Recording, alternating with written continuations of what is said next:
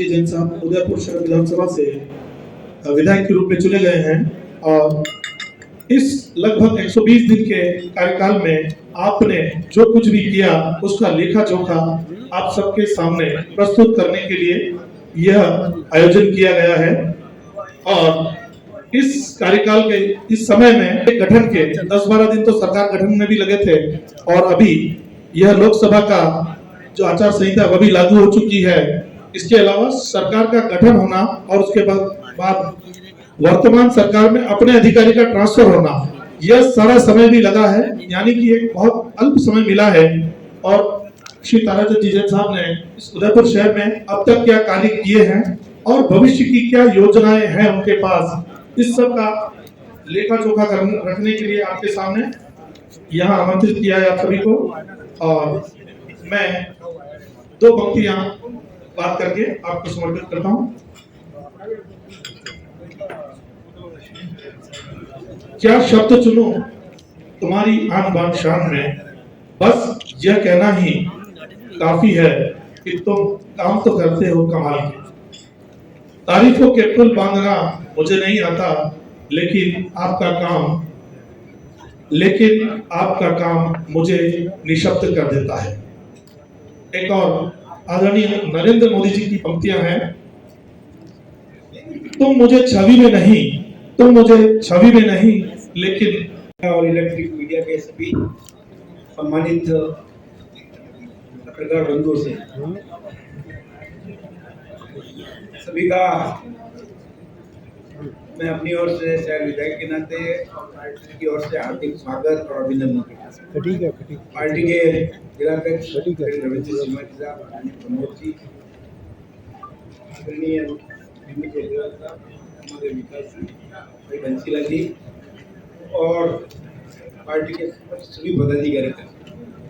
वैसे राजस्थान सरकार, केंद्र सरकार की केवल समरी ही दूंगा, बची हुई शहर के अंदर पिछले 4 महीनों में क्या कर पाया उसके बारे में आपका ध्यान आकर्षित करूँ। वैसे पिछले 10 वर्षों का इतिहास जब भी लिखा जाएगा स्वर्णिम में लिखा जाएगा। पिछली सरकारों ने जो कुछ भी किया केवल नारे, छोटे नारे थी और गरीबों के जीवन को ऊंचा नहीं उठा सका। आदरणीय प्रधानमंत्री नरेंद्र मोदी जी ने, जैसा कि राजीव गांधी कहते थे, मैं 1 रुपया भेजता हूँ और 15 पैसे ही पहुँचते हैं, उस खाली कहते कहते ही ये सरकार चली गई और उसको क्रियान्वित की है नरेंद्र मोदी जी।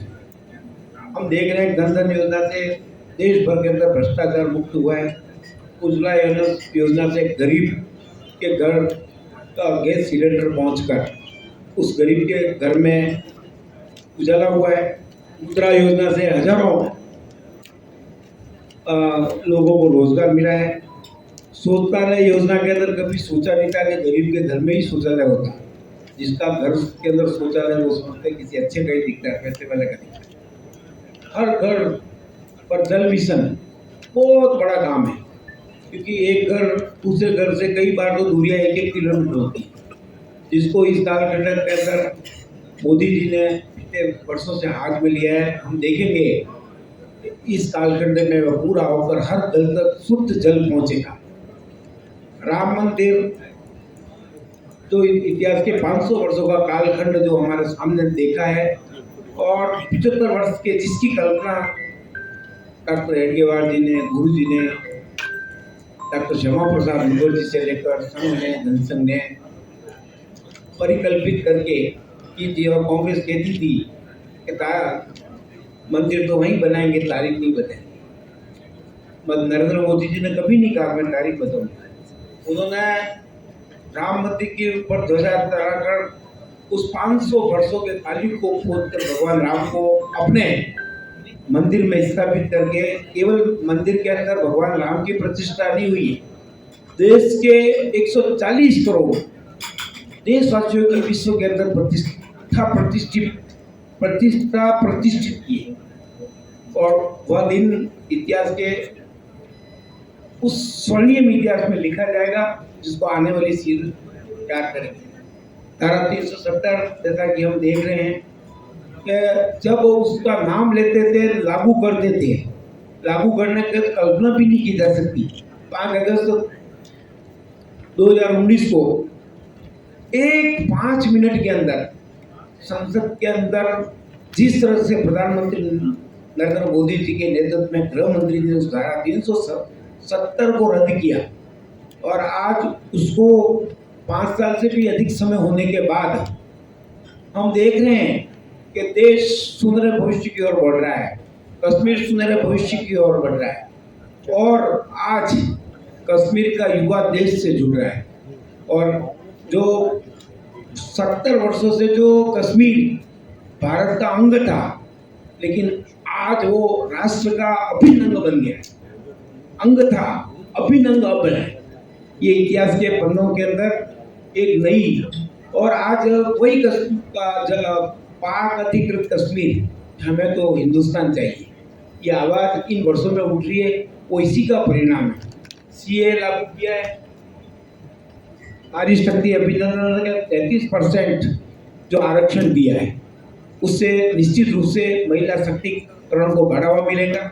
उसके साथ साथ 3 तलाक जैसी कुप्रथा है और जिसको इस्लाम के नाम से कहा जाता था, लेकिन उन सारे इस्लामिक राष्ट्रों के अंदर देखे गए तो ये 3 तलाक न तो पाकिस्तान में न अन्य मुस्लिम देशों में, लेकिन देश को गुमराह किया जा रहा था। मुस्लिम बंधुओं को भी गुमराह कर के आज मुस्लिम महिलाओं को एक इस कानून के द्वारा एक उनको संरक्षण मिला है, उनको संबल मिला है। निश्चित रूप से ये योजना से इस देश की नारी शक्ति को सब ताकत मिली है। आयुष्मान भारत योजना, जिसके अंदर इन्होंने नाम बदला, लेकिन आयुष्मान योजना के अंदर एक परिवर्तन और किया है कि जिसके अंदर 5 लाख का इलाज जिसका भी वो फ्री किया जाएगा, फ्री के साथ साथ कहीं भी किया जा सकेगा। इसी तरह से वंदे भारत और एयरपोर्ट एक समय था, उससे दुगुने इस 10 साल के अंदर एयरपोर्ट बने। 5वीं विश्व की 5वीं अर्थव्यवस्था बनी थी। मेरा अंदाज है कि शायद मनमोहन सिंह के कालखंड के अंदर 10वीं 11वीं 12वीं पे था। 7-8 वर्षों के अंदर इस ऊंचाई तक पहुंचना और भारत को विश्व के 5वीं बड़ी अर्थव्यवस्था के रूप में स्थापित करना ये देश की उपलब्धि है। और इस कालखंड के अंदर 3 साल के अंदर इसी अर्थव्यवस्था को तीसरी अर्थव्यवस्था बनाने का जो निर्णय लिया और जिस तरह से देश प्रकृति की ओर बढ़ रहा है, तो निश्चित रूप से यह देश तीसरी अर्थव्यवस्था बनकर इस देश में 140 करोड़ देशवासियों का गौरव बढ़ेगा। भारत के अंदर नजरिया विश्व के अंदर तो भारतवासी ज्यादा था, अब दुनिया का नजरिया इस देशवासी को देखने में जो आया है वो हमारे लिए गौरव का विषय है। विश्व में भारत का सम्मान बढ़ा है। इसी तरह राजस्थान के अंदर मात्र 120-130 दिन हुए सरकार बने। हम देख रहे हैं कि इसमें महीने भर से आचार संहिता लगी हुई है, चुनाव की तैयारियां लगी हुई है। इन 100 दिनों के अंदर गहलोत साहब ने कहा कि 500 रुपये में सिलेंडर दूंगा, 1 साल तक हल्ला किया। अब सिलेंडर एक आध दे पाए होंगे मुझे नहीं पता, लेकिन इस सरकार ने 2 नवंबर में से नवंबर एंड में घोषणा की और 1 जनवरी के दिन राजस्थान के अंदर 80 लाख बीपीएल परिवारों को ये 500 रुपये का सिलेंडर 1 जनवरी से दे दिया। उन्होंने जितना हल्ला किया उसके मुकाबले 1 सिलेंडर नहीं दे पाए। ये इस सरकार की उपलब्धि है। करनी और खतनी में फर्क नहीं है। पेट्रोल डीजल सीमा में आते ही 160 मिल जाता, उस सीमा के अंदर 95 रुपये मिल जाता। अभी 3-4 महीने पहले दूसरा से मैं जब आ रहा था तो मोड़सा के अंदर 95 रुपये में पेट्रोल और उसके 30 किलोमीटर इधर वही पेट्रोल 110 7-8 रुपये था। और ये सारा 3.5 रुपये से 6.5 रुपये की रेट कम करके और वहां सारे पेट्रोल पंप बंद हो चुके थे। तो उस स्थिति के अंदर उसके साथ साथ गैस की भी रेटें कम की हैं और उससे राजस्थान के अंदर जनता को एक राहत का बहुत बड़ा कदम उठाया। सामाजिक सुरक्षा पेंशन के अंदर महंगाई धीरे धीरे बढ़ रही है। महंगाई की बहुत चर्चा करते हैं, ये बात सही है कि महंगाई बढ़ी। मैं तो आपसे पूछना चाहता हूँ कि वो विपक्ष के लोग ये तो बतावे कि 100 रुपये मजदूरी थी और आज 500 रुपये मजदूरी है, तनख्वाह 10,000 रुपये थी, आज 15,000 थी, तनख्वाह 1 लाख तक पहुंच गई। अब उसका आंकलन तो करोगे, तनख्वाह का भी आंकलन करोगे। आज व्यक्ति के रोजगार भी बढ़े हैं, रोजगार की के अंदर उसकी आय भी बढ़ी है। तो महंगाई का विश्व के अंदर, दुनिया के अंदर भारत ही ऐसा देश है जिसके अंदर सबसे कम, मेरा अंदाजा 4.5 या 5% से नीचे ही होगी। किसान, ये पेपर लीक का जिस ढंग से इस राजस्थान के अंदर 75 वर्षों के अंदर जिस तरह का कांड हुआ, पेपर लीक कांड, बाबूलाल मोहरा है इसके पीछे, बड़े बड़े नेताओं के हाथ है। मेरा अंदाजा 80 लोग जेल के सिकंजों तक पहुंचने की तैयारी में हैं और ये सरकार निश्चित रूप से सभी अपराधियों को उस के अंदर पहुंचाकर, जेल के सिकंजों में पहुंचाकर, उस जिस गरीब का हक छीना था उसको दिलाने में ये सफल होगी। इसी तरह से किसान सम्मान निधि केंद्र सरकार ने 6,000 नियमित दे रही है, उसको राजस्थान सरकार ने फिर 2,000 अपना जोड़ के इस 8,000 तक पहुंचा है। यमुना जल योजना जो वर्षों से लंबित थी, लेकिन उसके बाद भी पिछली सरकार ने कोई निधि, और इस सरकार ने मात्र 100-125 के दिनों के अंदर, 1 महीने के अंदर अंदर ERPC के तहत उस योजना को लिया। और राजस्थान के अंदर शायद 12-13 जिले ऐसे होंगे कि जिसके अंदर ये जल पहुंचेगा और निश्चित रूप से राजस्थान के अंदर पीने का पानी उपलब्ध होगा और उसके साथ साथ खेती को भी कई हजार हेक्टेयर जमीन भी मिलेगी। अब उदयपुर शहर की बात आपसे करूंगा। हाल का समय तो मात्र 4 महीने का ही हुआ है। जो भी कर पाया हूँ उसके बारे में आपके सामने रखूंगा और उसके बाद मैं आपसे चाहूँगा छोटी मोटी बातें दी, जिस बड़ी बातें जो आप बताओगे तो निश्चित रूप से उसका भी प्रयास करेंगे। आप देख रहे होंगे कि राजनीति में हर दल, सभी पार्टियां अतिक्रमण के नाम से डरती है क्योंकि वो बिगड़ जाएंगे, लेकिन भारतीय जनता पार्टी ने बहुत ज़्यादा इसकी, हमारे बोर्ड ने, हमारे नेतृत्व ने, और आज हम पिछले 4 महीनों के कालखंड के अंदर, 5 महीनों के अंदर इस शहर को काफ़ी कुछ अतिक्रमण मुक्त करने में सफल हुए। और शहर का 5 महीने पुराना नक्शा देखेंगे, भले धान मंडी हो, मंडी हो, वो हो, उसमें प्रयास निश्चित रूप से किया है। अतिक्रमण में मुक्त तो नहीं कर पाए, पर लगभग 50, 60, 70% उसमें कमी करने में हम सफल हुए हैं और उसको आगे भी जारी रखेंगे। गोवर्धन सागर पिछोला लिंक चुनाव से ठीक पहले हमारे बोर्ड ने, नगर निगम ने इस लिंक का काम चालू करके अब ये पानी गोवर्धन सागर के अंदर से होकर पूरा ये भरा रहेगा वर्ष भर। और ये चारों ही बांध अपने आप में एक दूसरे से जुड़े हुए, इससे काफी कुछ इस गोवर्धन सागर को भी बढ़ने में मदद करेगी। नीमच माता रोपवे तो पिछले काफी समय से आदरणीय गुलाटी भाई साहब की परिकल्पना थी, उसको साकार किया है। और ऐसे कई योजनाएं हैं कि जिसके अंदर हम देख रहे हैं कि शहर के अंदर पहले तालाब,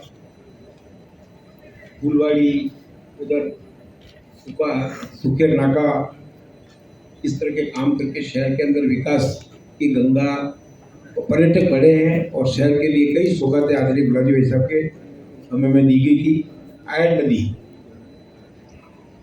आयन नदी के अंदर समस्या बहुत है, और उसको जो नदी के बिल्कुल बहाव के अंदर जो कब्जे थे, उसको मात्र ये लगने के पहले, आचार संहिता लगने के 1 घंटे पहले तक वो हटाने में क्योंकि लोगों की ये धारणा होती है कि राजनीति के अंदर लोग खाली हुआ खड़ा करते हुए काम नहीं करते, लेकिन वो सारे अतिक्रमण नदी के अंदर थे, कई मकान थे, उनको हटाकर और उसकी पहल की है, चालू किया है और प्रयास करेंगे कि इसके अंदर बिना भेदभाव के इस आयर को, जैसा कि मैंने चुनाव के समय ये बात की थी, आपके समक्ष कही थी कि इसको मिनी साबरमती रिवर फ्रंट का, और उसमें से काम प्रकृति पर है और मुझे ऐसा लगता है आगामी 3-4 महीनों के अंदर ये रूप ले लेगा। अतिक्रमण के अंदर भी हमने पूरा गूगल से पिछले 25 सालों के मुकाम बनेंगे और पूरी मार्किंग करके पिलर के माध्यम से, दीवार के माध्यम से इसका प्रयास करेंगे। आगामी ये 2-3 साल का काम है, हम पूरे इस आयर को उस स्वरूप में लाने का प्रयास करेंगे, ऐसा मेरा सोच है, पार्टी का सोच है। शक्तिनगर बॉटल नेक ट्रैफिक अभी शहर के अंदर समस्या हो रही है। इस बॉटल नेक के माध्यम से हमको पूरा बस स्टैंड से जाने वाला व्यक्ति अगर शास्त्री सर्कल पहुंचता है, उसको पूरा दिल्ली गेट, सूरजपुर, कलेक्ट्रेट और ये भी बंद है, पूरा राउंड काट के ही जाना पड़ता है शास्त्री सर्कल। लेकिन इस बॉटल नेक को मेरा अंदाजा है कि 30 जून के पहले में काफ़ी कुछ खुल चुका है, क्योंकि इसमें जो मकान मालिक थे उन सबकी सहमति से, विश्वास में लेकर वो चाहते हैं कम से कम हमारी जो बची हुई किमाड़ नुकसान नहीं हो, आज तक बिल्डिंग को नुकसान नहीं होगा। मेरा अंदाजा है 5-15 दिन के अंदर पूरा प्लेटफार्म जमीन लेवल तक वो सारी बिल्डिंगें आ जाएगी और उसके बाद इस रोड को खोल देंगे और उससे सीधा बस स्टैंड से जाने वाला व्यक्ति बिना लाल लाइट की वहाँ जा पाएगा। और ये शहर के अंदर इस टूरिस्ट हम सभी लोगों के लिए एक रात का विषय होगा और इसके लिए भी प्रयासरत है। ये मेवाड़ मोटर्स की गली, क्योंकि वहाँ कई तरह की प्रॉब्लम आ रही है, वो भी हम आगामी समय में प्रयास उसको भी ठीक करेंगे। शहर के सभी क्षेत्रों में सेक्टर 3, 4, 5, 6, 11, 13 सारी रोडें हमने कहीं खंबे आ रहे थे, कहीं कब्जे थे, इतने मैं निर्माण समिति का अध्यक्ष था तब भी, और उसके बाद भी इन सभी रोडों को हमने पूरा चौड़ा करने का प्रयास किया है। अब शहर के अंदर ऐसा लग रहा है कि इतने बड़े शहर के अंदर जितनी बड़ी रोडें थी उसके अनुकूल आवागमन में कुछ सुगमता आई है और भी इसके बारे में प्रयास करें। फतेहपुरा चौराया आदरणीय गुलाब जी भाई साहब के प्रयास से एक बड़ा चौराया बना, अच्छा सा जो स्वरूप जो भी अभी उसमें दिक्कतें आई, पर मेरे कालखंड के पहले काफी कुछ हो चुका था, केवल शेष काम बाकी था, वो भी पूरा हो चुका। इसी तरह से दुर्गा नर्सरी का चौराया जिस से मैं बना, और अभी ये एमबी कॉलेज के सामने और दुर्गा नर्सरी का चौराया, वो अभी पूरा ट्रैफिक का हब बन गया। वहाँ दुर्गा नर्सरी किया तो जहाँ से एमबी कॉलेज के सामने मैं देखता हूँ वहाँ एक बड़ी डीपी लगी ऊपर। मेरा अंदाज है 30 जून तक एक तरफ काम चालू है, पीछे दुर्गा नर्सरी की तरफ आप जाके जब भी जाके देखोगे तो उसकी बाउंड्री बन के वो साइड खुल जाएगी। वो एक साइड का ट्रैफिक उधर से निकल जाएगा, दूसरा महापौर जी के वहाँ डीपी लगी हुई है। जैसे ही सरकार की स्वीकृति आ जाएगी बोल्ड, वो काम भी महीने 15 दिन में होगा। उधर टीआरआई से पिछले 2 महीनों में सहमति बनाकर वो जमीन निःशुल्क टीआरआई उपलब्ध कराएगा। पहले उसमें डिस्कशन 10 फीट ऊंची से जाकर, और चारों तरफ से मेरा अंदाज है 40-50 फीट चौराहा बनकर जो आज की तारीख में ट्रैफिक है उससे ये डबल स्थिति बन जाएगी। ऐसा मेरा विश्वास है और ये चौड़ा हम आगामी 2-4 महीनों में ही पूरा करेंगे, अगले आचार संहिता के पहले। ये जितने भी काम बता रहा हूँ सब अगली आचार संहिता के पहले पूरा करने का प्रयास करेंगे। शहर के अंदर बड़े बड़े जो कई स्थान ऐसे हैं या बड़े बड़े हाई मास्क जहाँ भी आवश्यक होगा हम 5-7 हाई मास्क लगाकर उसको ठीक करेंगे। एलिवेटेड रोड इस शहर की बहुत महत्व की आवश्यकता है, उसकी तीव्र गति से उसकी जो कानूनी पेश कर दिया है, कई तरह की तकलीफें हैं, उनको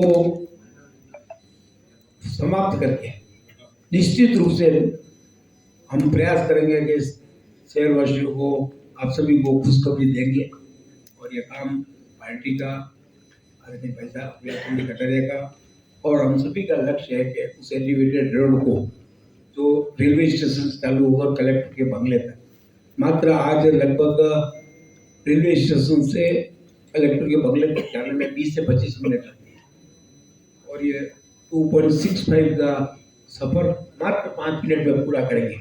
एक भी लाल लाइट नहीं होगी और सभी बाधाएं दूर करके इसको हम 2-4 महीने में पूरा करेंगे। सुखड़ा यूनिवर्सिटी के अंदर एक टेक्निकल प्रॉब्लम आई थी, 327 कर्मचारी, उनके कुछ तक टेक्निकल की वेतन रुका हुआ था, प्रयास किया और उसका निस्तारण करवाया और भी उसमें कुछ तकलीफ है, उसका भी निस्तारण करा के 327 उदयपुर के परिवार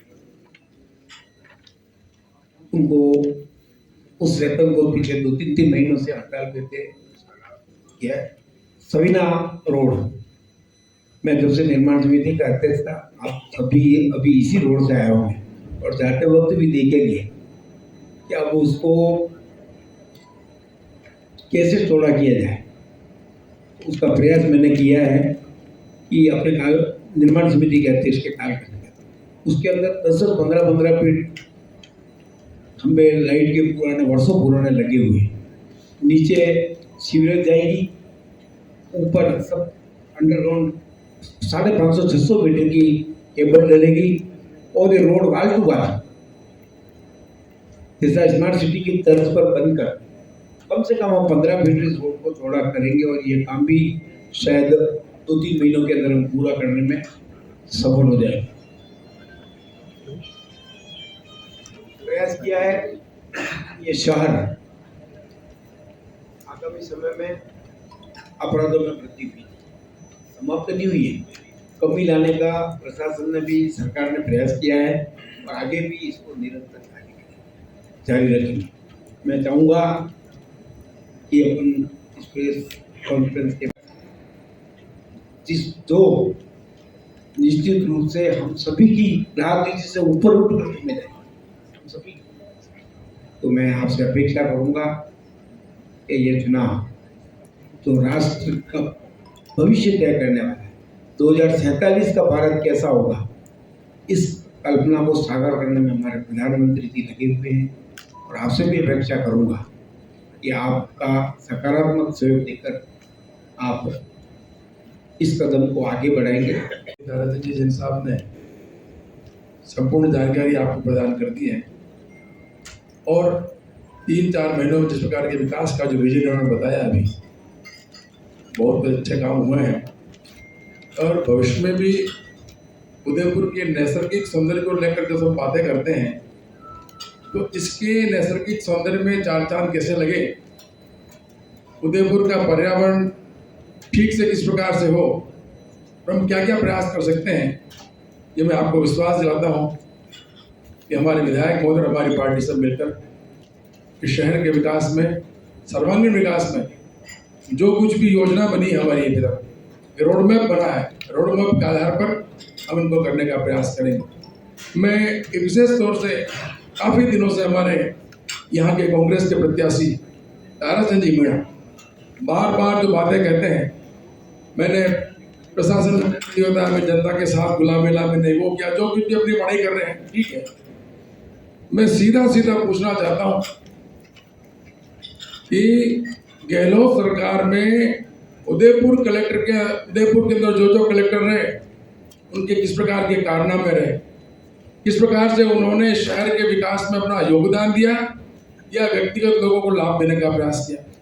इस प्रकार से हमारी झीलें, हमारे पहाड़ और हमारे जल स्रोत, हमारी नदियां, इनके साथ आपने न्याय किया अथवा नहीं किया, अपनी आत्मा के अंदर जाके देखना। और कुछ रसूखदार लोगों को भी जिस प्रकार से भूमि का आवंटन हुआ है, जिस प्रकार से आपने गैर खातेदारी से खातेदारी कर दी है जमीन है, बहुत बड़ा प्रश्न है।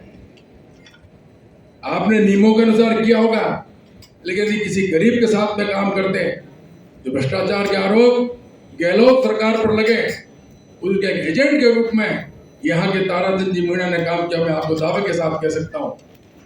इसका जीता जाता उदाहरण नगर विकास प्रन्यास के अंदर अभी ऐसे कई काम हैं जो बिना टेंडर ही उन्होंने कर दिए, और भी अनेक ऐसे हैं। मैं खुले मंच पे चुनौती देना चाहता हूँ, आप एक एक विषय पर मैं मुझसे चर्चा कर लीजिए। नगर विकास प्रन्यास का मैं भी अध्यक्ष था, और उसके पश्चात जो जो काम रुके हुए थे, जिनकी परमिशन नहीं थी, नियमों के अनुसार उनको परमिशन देना संभव नहीं था, आदरणीय इससे पहले हमारे चेतन जी ने, देवड़ा ने और इन्होंने मिलकर जो जो स्वीकृति प्रदान की है, पहाड़ों की स्थिति आप देखिए, जलाशयों की स्थिति आप देखिए, तो ये जो बातें करना बड़ा सरल होता है। और जब इन्होंने जो कलेक्टर का जो एक संविधान जो होता है, और इन्होंने संविधान की शपथ लेकर जिस पद के दायित्व का निर्वहन करने के लिए शपथ ली है, ये भी कुछ दिनों पहले एक अखबार के अंदर कहते हैं, मैंने तो कांग्रेस के कार्यकर्ता की तरह इस उदयपुर के कलेक्टर के रूप में मैंने काम किया है। इसका जीता जाता उदाहरण उनके कारनामों को देख लेंगे। अब वो कह रहे हैं वास्तव में, और सबसे बड़ा जो पैसा विकास के कार्य जिन विधायकों के क्षेत्र में होना चाहिए था, T50 का पैसा आपने समय पर जारी नहीं किया। अनेक विधायक वहां पर जाते हैं, लेकिन बिल्कुल एक पक्ष है कि इनको ध्यान में था कि मुझे चुनाव लड़ना, मिशन कोटड़ा। अरे इन्होंने मसूमे पाले कि मुझे विधानसभा का टिकट मिलेगा, ठीक है, प्रयास किया, नहीं मिला। अब ये है, इसमें भी मैं आपको दावे के साथ कह सकता हूँ, उदयपुर की जनता महान जनता है, वह सबका लेखा जोखा रखती है। और रामचरितमानस में एक बात कहते हैं, कर्म प्रधान विश्व करी राखा, जो जस कर सो तस फल चाखा। इसलिए उदयपुर की जनता को भी इस प्रकार के भ्रष्ट आचरण हुए, काम हुए, जानकारी जरूर प्रदान करना चाहिए। मेरा सभी प्रेस के बंधुओं से बहुत बहुत यह आग्रह है कि आपका जिस प्रकार का सहयोग और स्नेह मिला है, एक पॉजिटिव प्रेस, और जिन्होंने शहर के सर्वांगीण विकास में अपने समय समय पर जो आपने अपना विजन भी रखा है, आपने सुझाव भी दिया है, मैं आप सभी से निवेदन करना चाहूंगा कि उदयपुर शहर के विकास में आगामी 5 वर्षों में हम क्या कर सकते हैं, क्या अच्छे काम और कर सकते हैं। आदरणीय ताराचंद जी ने जो काम किया, वास्तव में मैं इनकी बहुत बहुत भूरी भूरी प्रशंसा करता हूँ। लेकिन अभी भी बहुत कुछ चुनौतियां हमारे सामने हैं, बस सभी चुनौतियां पार्टी और हम सब मिलकर आपके सुझाव के आधार पर इसको पूरा करेंगे। और विधानसभा में भी उदयपुर की जनता ने जो विश्वास प्रकट किया, आप सभी का भी, क्योंकि आपका भी इसके अंदर बहुत बड़ा योगदान है, जनता का भी योगदान है, तो जनता को और आप सभी का मैं बहुत आभार करता हूँ। भारत माता की जय। आदरणीय ताराचंद जी ने और आदरणीय रविंद्र जी ने अपने सभी विषयों को आपके समक्ष भी रखा है। कुछ समय पूर्व आदरणीय ताराचंद जी मीणा, जो कांग्रेस के प्रत्याशी हैं, उन्होंने सार्वजनिक रूप से और आपकी प्रेस वार्ता के दौरान ही कहा है कि मुझे कांग्रेस कार्यकर्ता के रूप में काम किया स्वीकार करने में गुरेज नहीं। चलो कुछ तो बोले, पर हम ये कहते हैं कि भारतीय जनता पार्टी आज आपको स्पष्ट रूप से चुनौती के साथ कहती है, आपने कार्यकर्ता के रूप में नहीं, आपने एक एजेंट और दलाल के रूप में काम किया। और तो जिस तरह का तंत्र, एक प्रशासनिक तंत्र होता है, उसको भ्रष्ट करने का काम में जितना योगदान आप दिया है, किसी आज तक के कलेक्टर ने दिया है। आचार संहिता का समय है, समय आएगा तब तो आपको पता लगेगा कि किस तरह से जनता के धन का अपव्यय आपने किया। आपने उदयपुर में पर्यटन के नाम पर आपने कहा कि मैं पर्यटन के क्षेत्र में ये कार्य करूंगा। ऐसे में एक यदि सांसद रहा तो अवसर आपके पास था, कलेक्टर थे, आपने पर्यटन स्थलों के विकास में कम रुचि ली। आप एक पर्यटक के रूप में घूमते रहे। इसके साथ घूमे क्या किया ये उदयपुर की जनता अच्छी तरह जानती है। उसको ज्यादा बखान करने की आवश्यकता नहीं है और आपसे ज्यादा कोई और जानता नहीं। कहाँ कहाँ घूमे, कहाँ कहाँ गए, कौन साथ थे, उनका क्या वास्ता था, क्या रिश्ते थे, क्या वो प्रशासनिक तंत्र के अंग थे, इसका भी आप स्पष्टीकरण देना तो हम मान जाएंगे कि आपका चरित्र क्या है। आपने कहा कांग्रेस को बताया राम के पुजारी और बीजेपी को बताया राम का व्यापारी। शर्म भी नहीं आती इतने बड़े अधिकारी रहने के बाद। अगर आप राम के पुजारी हैं और हम आपको अगर व्यापारी कहते हैं, वो तो पूरा विश्व जानता है कि भगवान श्री राम के मंदिर के निर्माण में भारतीय जनता पार्टी की क्या भूमिका रही और आदरणीय मोदी जी ने इस काम को किस मुकाम तक ले जाकर कई शताब्दियों के सपनों को पूरा किया है। और अगर आप राम के पुजारी थे तो भारत सरकार ने आपको विधिवत रूप से, राम मंदिर न्यास ने आपको विधिवत रूप से, संबंधित संस्थाओं ने आपकी पार्टी जिसके आप कहते हैं मैं कार्यकर्ता था, उसको निमंत्रण दिया, उसको ठुकराने का आपको क्या हक दिया? आपने तो अपमान किया है, हमारी आस्था पर गहरी चोट की।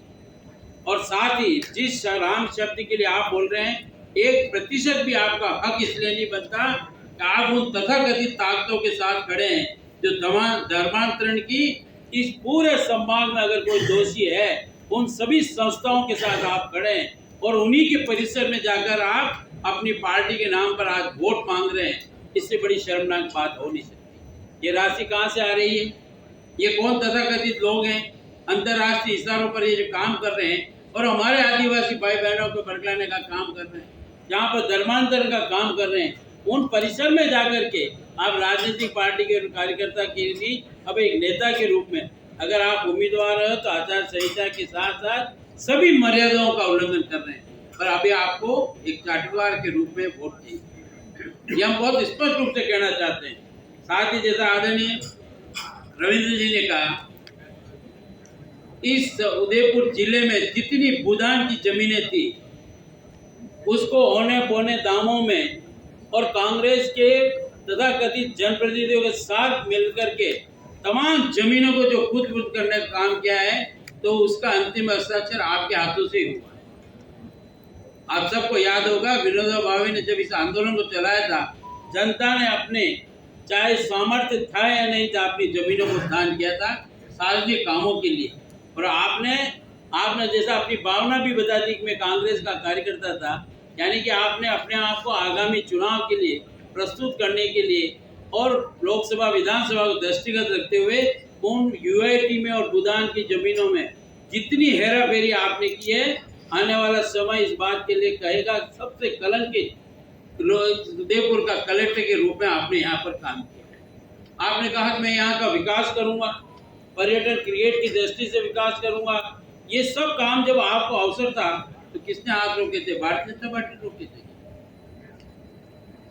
भारतीय जनता पार्टी ने तो आपको नहीं कहा था कि विकास न करें। आपने तो विकास नहीं विनाश करने में अपनी पूरी महत्वपूर्ण भूमिका निभाई है, क्योंकि मन में इच्छा थी चाटुकारी करूं और इस कांग्रेस के पास कोई उम्मीदवार था नहीं, तो बाकी तो कहीं आपके ऊपर ये टोपी रखती है जो ज्यादा दिन चलने वाली भी नहीं है। आप जिस क्षेत्रों में जा रहे हो, जिस तरह से देश के एकता और अखंडता पर आप एकदम से मैं कह सकता हूं कि प्रहार कर रहे हैं, उसको तोड़ने का विध्वंसक काम कर रहे हैं और उन ताकतों का सहयोग लेकर के आप उम्मीदवार के साथ नेतृत्व करना चाहते हैं, जनता आपको स्वीकार नहीं करेगी। उदयपुर लोकसभा से तो आपकी विजय तय है और विजय ऐसी होगी कि जहां से आप आए हैं दौसा से पाली से उदयपुर, आपको पुनः यहाँ से अच्छी तरह से विजयी भारतीय जनता पार्टी और यहाँ के मतदाता देंगे। मैं आपको आप विश्वास साथ कह सकता हूँ कि चुनाव अंतिम चरण के दौर में, कल सार्वजनिक रूप से चुनाव प्रचार का अंतिम दौर है। आदरणीय ताराचंद जी के प्रवास आप देख रहे हैं, अभी बंद कमरों और गुप्तगू बैठकों से बाहर नहीं आए। अभी अंतिम दौर है। जितने कुकृत्य किए और धन अर्जित किया है उसका आज कल में जो जिस ढंग से वितरण कर रहे हैं, और जिस ढंग से लोगों की भावनाओं के साथ खेलने का प्रयास कर रहे हैं, जनता कहीं गुमराह होने वाली नहीं है। मैं दावे के साथ कहता हूं, आज तक के सर्वाधिक वोट से भारतीय जनता पार्टी लोकसभा में जीतेगी और आपकी विजय भी तय करेगी। और आने वाला समय जो हमने कहा है कि जिस तरह से भूदान से लेकर के यूआईटी की जमीनों से लेकर के और गैर खातेदारी जमीनों में जितना आपने भ्रष्टाचार किया है, तथ्यात्मक रूप से भी रखेंगे और समय आने वाले समय ये बताएंगे कि आपने अपनी भावना जाहिर करके ये बात तो बता दी कि मैंने यहाँ एक अधिकारी के रूप में नहीं, कार्यकर्ता के रूप में काम किया। हम दावे के साथ कह रहे हैं कि आपने एजेंट और दलाल के रूप में काम किया और इसका परिणाम आपको लोकतंत्र में जिस तरह से भुगतना है वह भी भुगतना पड़ेगा और आने वाले समय में जिस तरह से कानूनी व्यवस्था के कारण से भी भुगतना पड़ेगा वह भी भुगतना पड़ेगा। मैं विश्वास के साथ कह सकता हूं कि अभी तक जो हमारा भारतीय जनता पार्टी का कार्यकर्ता के साथ, नेताओं के साथ, जनप्रतिनिधियों के साथ जितना हमने जनसंपर्क किया है, 8 विधानसभाओं में हमारी स्थिति बहुत मजबूत है और मैं फिर कह रहा हूं कि पहले से अधिक मतों से हम जीतेंगे, यही आपसे निवेदन। गैर खातेदारी जमीनों के और ये एक संकेतिक है। अभी 28 घंटे बचे हैं, जनता को जानने का हक है। क्या कुछ श्वेत पत्र लाएंगे कि कौन कौन से काम है जो गैर कानूनी थे? जैसे भाई साहब ने भी कहा कि घूमे, तो कहाँ कहाँ घूमे, किस तरह से घूमे, इस तरह के आपके पास कोई सबूत है? किस तरह से? मैं पूरे तथ्यों के साथ मैं आपको सब अवगत करूँगा। दिक्कतों के 28 घंटे हैं तो पूरी प्रेस के सामने पूरे तथ्यों के मैं बिना कभी भी मेरे जीवन में गए बिना तथ्य की बात नहीं करता हूँ। आप यहाँ के पहाड़ियाँ देख लीजिए, आप यहाँ के जलाशय देख लीजिए, और जहाँ पर हमारे यहाँ पर जो एक बहुत बड़ा जो कार्यक्रम हुआ था, हाथों हाथ उसको पट्टा दे दिया। अपना अमरजोग का जो नदी है वो जो आज जिस होटल में बैठकर उन्होंने जो प्रोग्राम किया था उसको आपने 24 घंटे के अंदर आपने उसको परमिशन दे दी। पहाड़ियाँ आप देख लीजिए, पहाड़ियों की कितनी डिग्री पे हमको परमिशन देनी है। ऐसे अनेक है, गैर खातेदारी है। मैं तो कोई भी आरटीए के अंदर लगा दे, साहब उदयपुर के अंदर कितनी जमीनें हैं, कितने गैर खातेदार से खातेदारी हुई है, कौन कौन लोग इसके अंदर मालूम चल जाए। सर मेरे उदयपुर में टूरिस्ट काफ़ी ज़्यादा आते हैं, तो जो नाइट फूड का जो मार्केट है उसके लिए क्या प्रस्ताव रखे जाएंगे, पहला। और दूसरा मेरा प्रश्न ये था कि अभी हाल ही में गहलोत जी आए थे और जो ताराचंद मीणा जो है वो भी बार बार सवाल उठा रहे हैं कि हर बार चुनाव में गुलाब चंद कटारिया जो है वो उदयपुर आ जाते हैं, तो उसके लिए आप क्या जवाब देना चाहेंगे? ऐसा है कि गुलाब चंद जी कटारिया उदयपुर के रहने वाले हैं, 50 वर्षों से इस क्षेत्र में आए हुए हैं। अब आप 4 दिन के अंदर उनके कार्यक्रम की कॉपी आपको दे दूँगा। कल उदयपुर का 30 वर्ष का बहुत बड़ा कार्यालय का भूमि पूजन होना है, उसमें एक दिन उनके स्वयं के परिवार की शादी है, स्वयं के पोती की शादी है, सोन जी कटारिया भाई की बेटी की। अब उसकी शादी है 3 दिन को, 1 दिन और 1 दिन और भी शादी में जाना और 26 तारीख को वोट डाल के जाना। तो इनको गुलाब जी का भूत अभी भी उससे बाहर नहीं निकल पा रहे कांग्रेस के लोग। सही बात की है, ये बात सही है। आपने जो प्रश्न उठाया है हमारे भी ध्यान में आया, लेकिन सरकार ने फिल्मी नहीं हुई। प्रशासन से, विभाग से सारा तालमेल बैठा के कैसे इसको किया जाए, क्योंकि जल्दबाजी के अंदर कुछ भी निर्णय ले लेंगे, दूसरे दिन फिर बदल के और ये ठीक नहीं है, वो ठीक नहीं है। तो हम चाहते हैं कि दिवाली के पहले जब अगला टूरिज्म सीजन चालू उस समय तक सारे का अध्ययन करके इससे संबंधित सभी एजेंसियों से बात करके इस काम को प्रशासन, आरटी, सरकार निश्चित रूप से पूरा करेगी। एक राजपूत समाज आपसे नाराजगी जाहिर कर रहा है लगातार, वो कहीं ना कहीं इस लोकसभा चुनाव में वोटिंग में असर डालेगा या नहीं डालेगा, आप क्या कहेंगे? ऐसा है कि छोटी बातें हमेशा होती रही। अब इसके अंदर कल मैं टीवी चैनल देख रहा था, वो था पीके सिंह जहाँ से चुनाव लड़ते थे, टीवी चैनलों पर तो मैंने सुना, उन्होंने कहा देखो यार राजपूत लड़ता था, हम चाहते थे कि राजपूत को टिकट दिया जाए, ये नहीं दिया जाना चाहिए था, हमारी इच्छा थी, लेकिन विरोध करना हमारा काम है, वो तो हम भाजपा को ही देंगे। ये आपने भी सुना होगा, ये बात सही है कि सभी समाज को लिए साथ में आगे ही बढ़ना, उसी क्रम में नरेंद्र मोदी जी करते आए हैं, उसी दिशा से पार्टी चलती है।